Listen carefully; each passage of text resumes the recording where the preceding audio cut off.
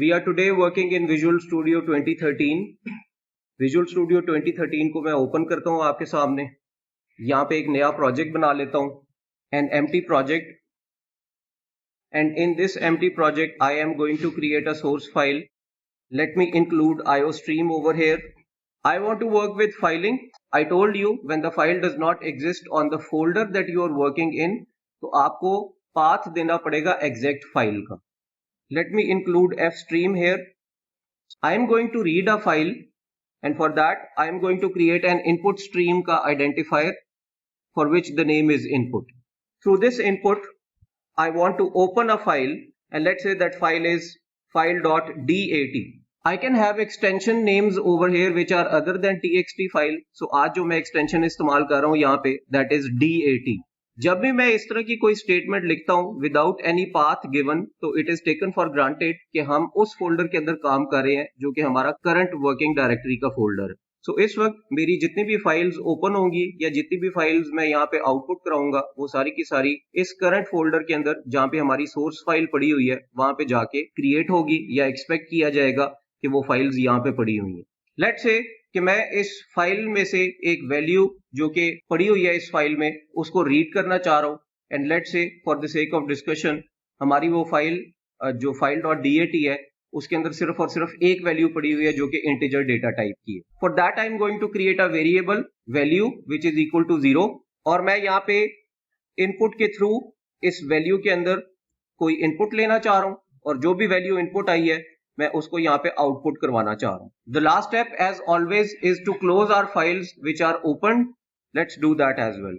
हमने अभी file create नहीं की और आप ये देख रहे हैं कि करंट हमारी जो वर्किंग डायरेक्टरी है उसमें कोई फाइल नहीं पड़ी हुई जिसका नाम file.dat है.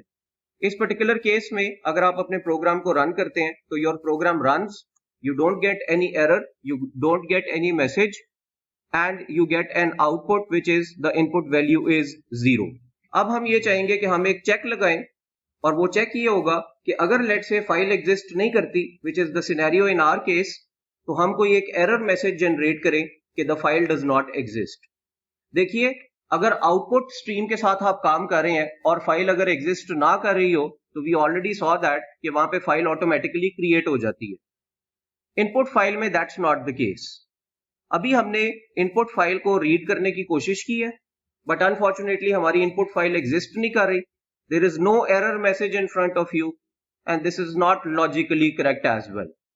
हम अब करना ये चाहेंगे कि हम ये चेक लगाएंगे कि वैल्यू सिर्फ और सिर्फ तब रीड हो when the file exists, and for that you can add a very simple check over here, and that is an if statement.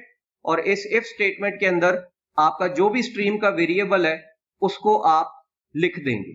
अगर फाइल एग्जिस्ट कर रही होगी तो इफ की स्टेटमेंट आपको ट्रू रिटर्न कर देगी, लेकिन अगर फाइल एग्जिस्ट नहीं कर रही होगी तो इफ की स्टेटमेंट आपको फॉल्स रिटर्न करेगी.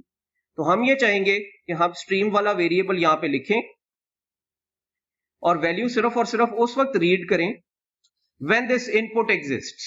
और इनपुट एग्जिस्ट करने का मतलब ये है कि ये फाइल जब एग्जिस्ट करेगी सिर्फ और सिर्फ तब ये इफ स्टेटमेंट के अंदर ट्रू रिटर्न होगा और उस वक्त कोई ना कोई वैल्यू रीड होगी.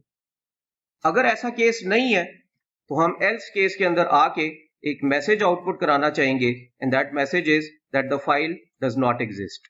This if statement won't work, और इफ के अंदर जो कुछ भी लिखा हुआ है that would also not work, और आपको एक मैसेज मिलेगा which is that the file does not exist.